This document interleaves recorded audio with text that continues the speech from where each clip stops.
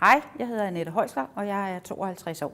Min baggrund er, at jeg er uddannet konditor, jeg er social- og sundhedsassistent, og så har jeg taget IT, diagnose, latin og tastaturbetjening her over sommeren. Min stærke side, det er nok min brede uddannelsesbaggrund.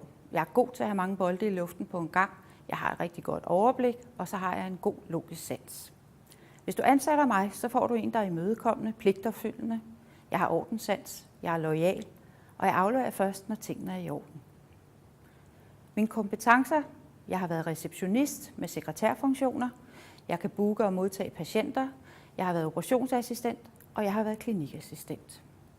Det, der adskiller mig fra andre, det er, at jeg har en evne til at skabe trivsel på en arbejdsplads. Jeg har en hurtig omstillingsevne, og så har jeg en nærmest fotografisk hukommelse. Hvis du ansætter mig, så får du en, der får tingene fra hånden, og jeg engagerer mig meget i de opgaver, jeg får stillet, og så er jeg mødestabil.